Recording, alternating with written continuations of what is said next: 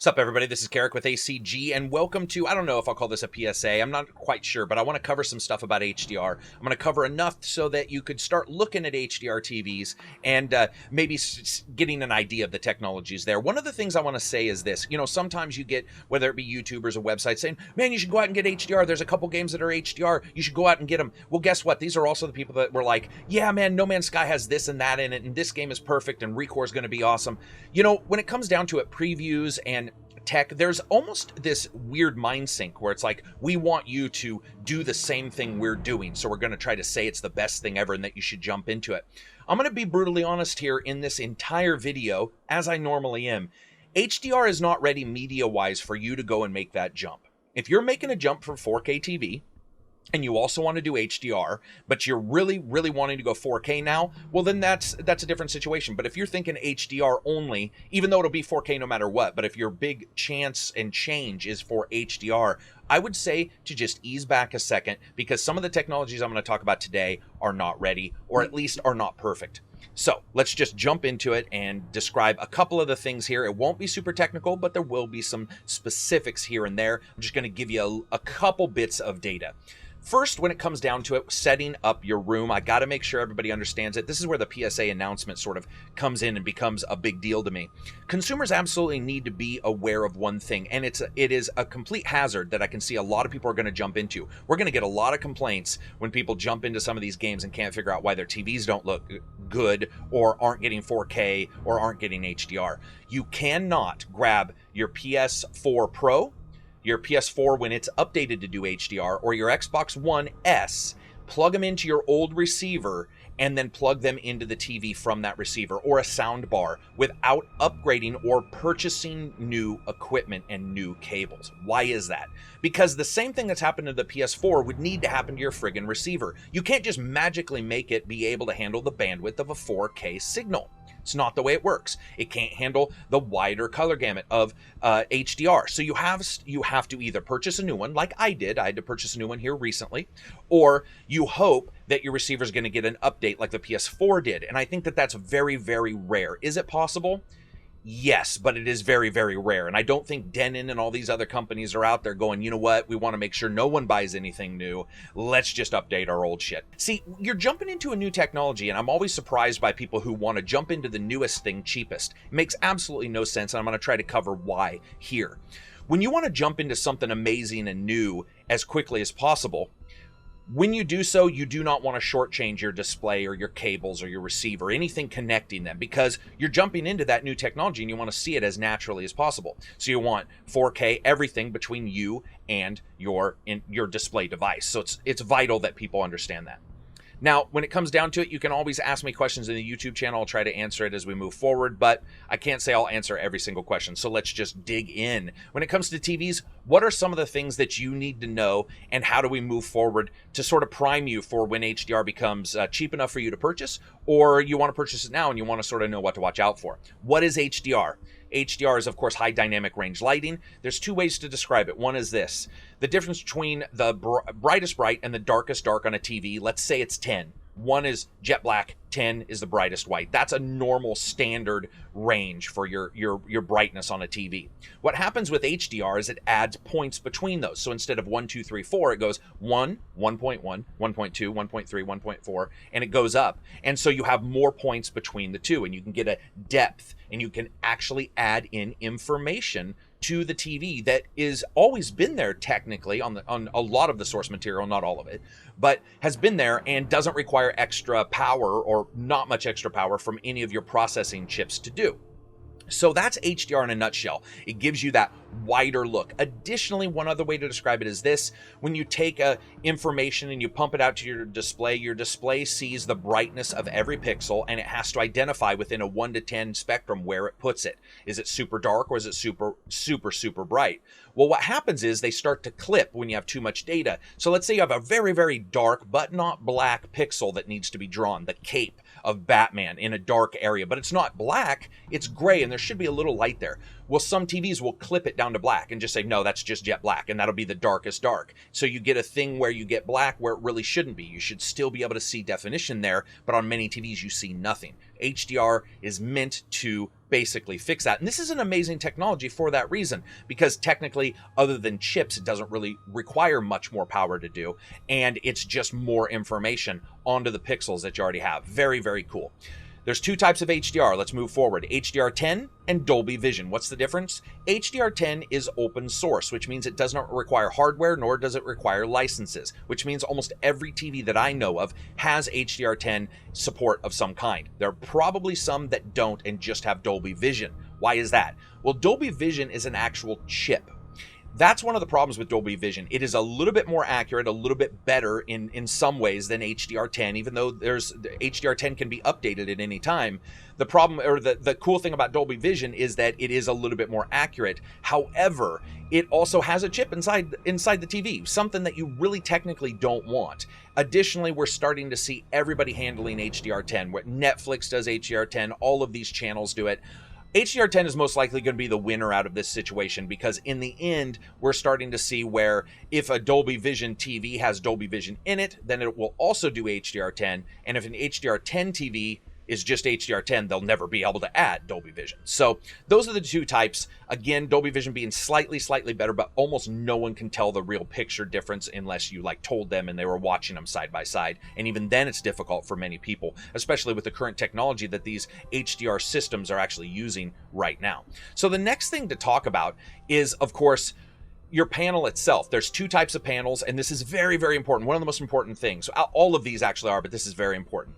8-bit and 10-bit. Basically what that means is that's the accuracy. The easiest way to describe it is it's the accuracy of your representation of colors, brightness, all that stuff on your screen.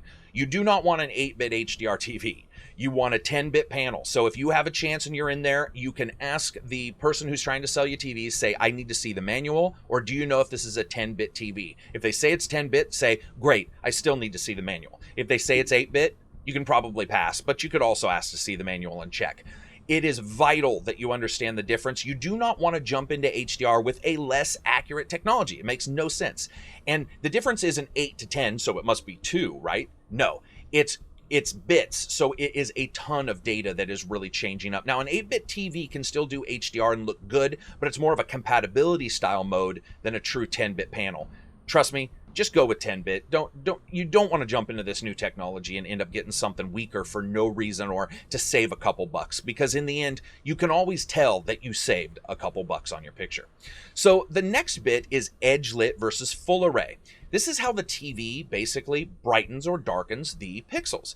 Edgelet lights from the edges, so at night, if you're watching in a dark room, you will actually be able to see the brightness leaking out of the side of the TV. And then you have full array, which is where the light is on the back of the TV, spreading evenly across all pixels. Why is that important? Well, Edgelet is cheaper, and Edgelet is actually really okay for movies, though it has some issues here and there, but it's an older technology, and I'm telling you right now, you can save some money and get a pretty good picture with HDR right now with Edgelet, but I tell most people that you really, if you can, you want to go full array, because that is a much more accurate overall look. Additionally, a lot of the problems with Edgelet TVs is when you have something bright, let's say at the bottom of the screen, because of how it translates the brightness to the pixel in the middle of the screen, you can get a thing called a vertical pillar. And what happens is you see that white bloom coming out of somebody's head if they're wearing a white helmet, like a stormtrooper in a dark scene. You might see a little bit of that white bloom.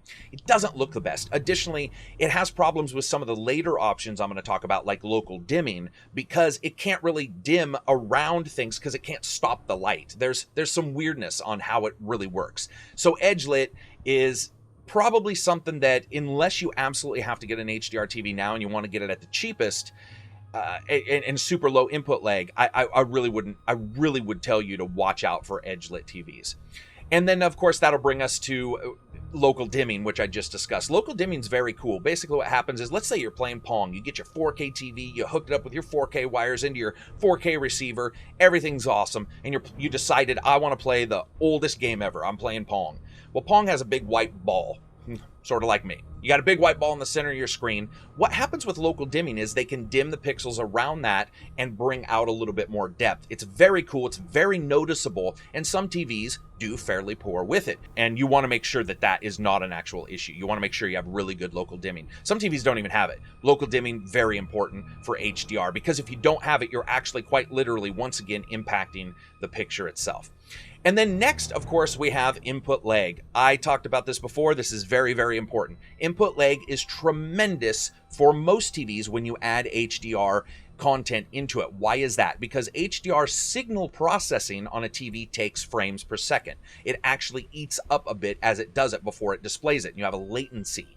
You have, you move left and you actually wait for a quarter of a second and then you see the character move left. We saw this for some people with the Xbox One. Then they plugged their 360 into the back of their Xbox One with the HDMI pass-through, and you're trying to play and you're like, the response is really slow. It's almost like the frame rate's low, but it seems to be working fine. It's just it takes a second. That's exactly what this is.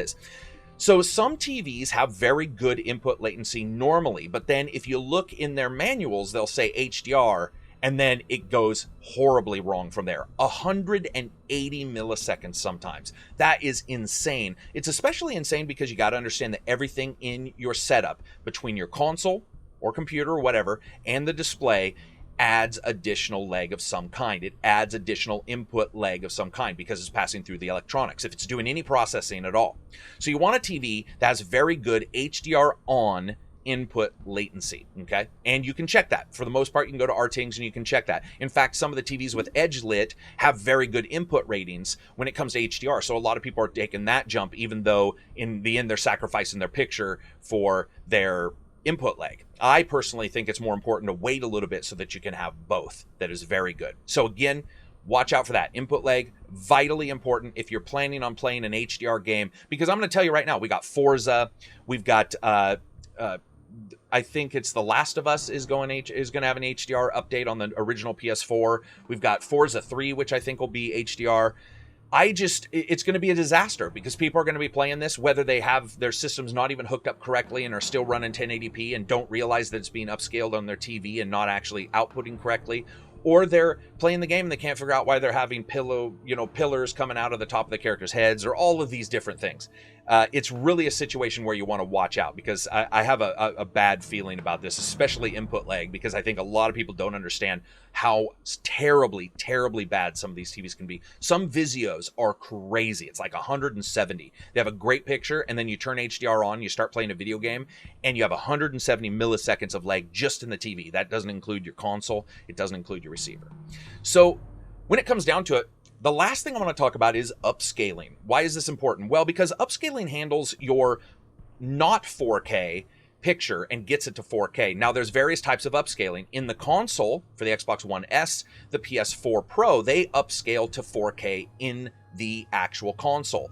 Most likely, their scaling mechanism that they use is better than the one in your TV. It's not always guaranteed that is, because there are some TVs that do it well.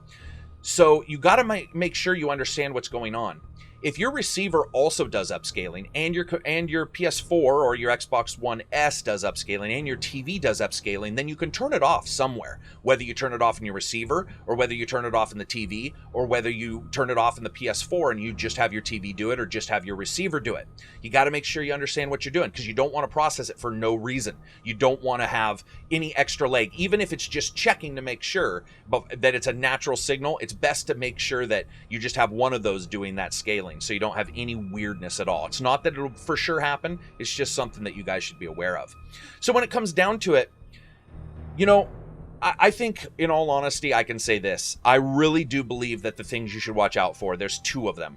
8-bit panels are terrible. You do not want to get that. And additionally, you really, really want to watch out for Edgelet. I am not going to say that you should not get it, but I will say that while it currently appears to work pretty good in movies, in games you have a completely different style of view where you might be staring at the horizon for great deals of time, and if something really bright happens on the horizon, you wouldn't want to see that pillar up into the night sky, even if it's barely noticeable. Additionally, of course, at night, you'll see that light glow around the TV, but at the same time, it's got some of these have really good input lag. There's a Samsung that I actually hadn't returned that had really good input lag, but it unfortunately was Edgelet, and it just had issues, and I knew that those issues were going to be compounded. I think it's really important that people understand this, and it's something that, as a person who reviews games and stuff, I got to tell you guys my honest truth, which is that I think that no one should really be buying HDR TVs right now until some of these technologies come to fruition, until maybe the input lag lowers on the full backlit array TVs